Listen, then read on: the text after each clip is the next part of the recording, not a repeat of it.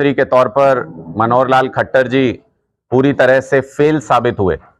इसलिए लोकसभा चुनाव से ठीक पहले, क्योंकि उनको पता था कि सरकार से इतनी नाराजगी है, मुख्यमंत्री से इतनी नाराजगी है लोगों में कि लोकसभा चुनाव परिणामों में वो नाराजगी साफ नजर आएगी, इसलिए लोगों को भ्रमित करने के लिए लोकसभा चुनाव से ठीक पहले मुख्यमंत्री मनोहर लाल खट्टर जी को हटा करके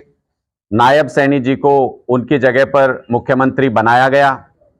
जब बीजेपी के प्रवक्ता टीवी डिबेट्स पर बोल रहे थे तो वो कह रहे थे कि ओबीसी समाज के मुख्यमंत्री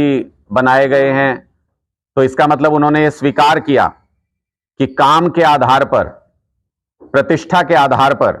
मुख्यमंत्री परिवर्तित नहीं किए गए हैं, बल्कि जाति के आधार पर मुख्यमंत्री को बदला गया है। और इसलिए जातिगत राजनीति का सहारा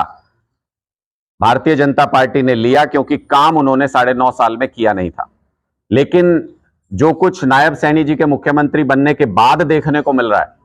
वो बहुत ही सरप्राइजिंग है, हम लोगों के लिए बहुत शॉकिंग है कि कैसे संविधान को ताक पर रखकर एक सुपर सीएम मनोहर लाल खट्टर जी सुपर सीएम की तरह एक्ट कर रहे हैं। उनके पास इस वक्त कोई संवैधानिक पद नहीं है, विधानसभा से वो इस्तीफा दे चुके हैं, मुख्यमंत्री वो है नहीं इस वक्त, नया कोई संवैधानिक पद भारतीय जनता पार्टी ने अभी तक दिया नहीं है, वो सिर्फ लोकसभा के भारतीय जनता पार्टी के एक उम्मीदवार हैं। लेकिन कल जब एक पट्टिका का उद्घाटन किया जा रहा था, जब एक कार्यक्रम में उद्घाटन किया जा रहा था, तो उसमें यह लिखा हुआ था कि पूर्व मुख्यमंत्री मनोहर लाल खट्टर जी की मौजूदगी में, ऊपर पूर्व मुख्यमंत्री मनोहर लाल खट्टर जी का नाम था और उसके नीचे हरियाणा के मौजूदा मुख्यमंत्री नायब सैनी जी का नाम था, जो मुझे लगता है कि मुख्यमंत्री पद के साथ साथ किसी व्यक्ति विशेष का भी अपमान था। सुपर सीएम बनकर के स्टैंप, रबड़ स्टैंप सीएम बनाने की कोशिश नायब सैनी जी को की जा रही है। मुझे लगता है कि ये एक वर्ग विशेष का अपमान भी है, ये एक संवैधानिक पद का अपमान भी है, और Bharatiya Janata party remote control से हरियाणा का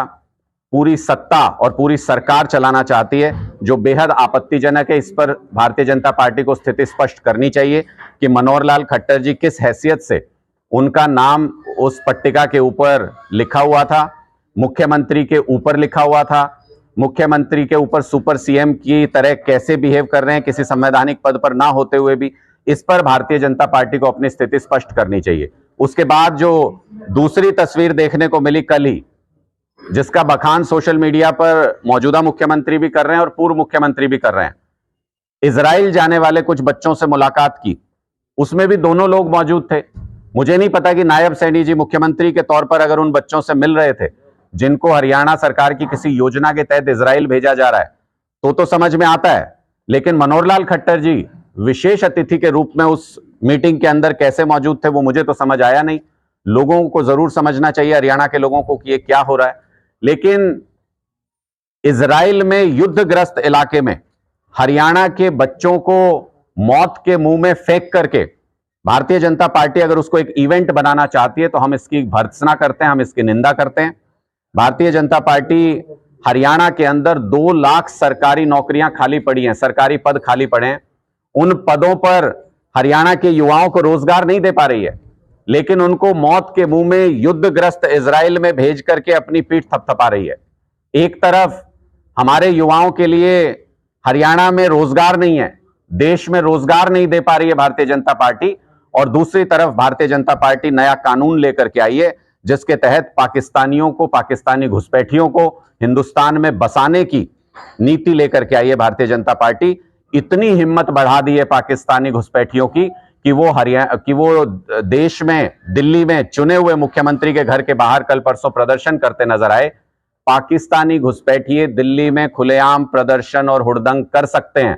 लेकिन भारत देश के, हरियाणा के, पंजाब के किसान अगर दिल्ली जाकर के एमएसपी की मांग करना चाहें तो वो नहीं जा सकते हैं। ये भारतीय जनता पार्टी की सरकार की नई नीति है, जिसमें पाकिस्तान के प्रति उनका प्यार नजर आ रहा है और जिसमें हमारे युवाओं के प्रति, हमारे किसानों के प्रति उनकी नफरत नजर आ रही है कि हमारे युवाओं को देश में रोजगार नहीं, और जो लाखों करोड़ों पाकिस्तानी और बांग्लादेशियों को भारतीय जनता पार्टी देश में बसाएगी, तो मैं ये पूछना चाहता हूं कि उनको रोजगार कहां से देंगे,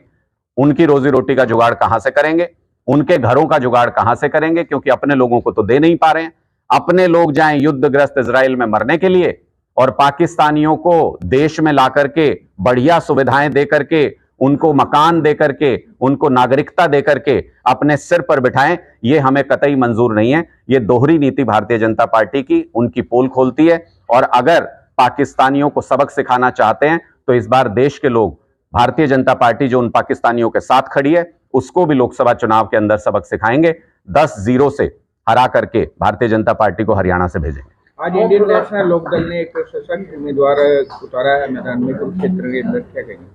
देखिए, मुझे तो लगता है कि जब हम कुरुक्षेत्र का युद्ध लड़ने के लिए आ रहे थे तो हमको मालूम था कि यह धर्म युद्ध है, और कुरुक्षेत्र में कैसे कैसे चक्रव्यूह रचे गए उसका आप सबको पता है। तो इसका जब हमने कुरुक्षेत्र सीट चुनी और यहां से अपने उम्मीदवार खड़े किए, उसका एक ऐतिहासिक महत्व भी है।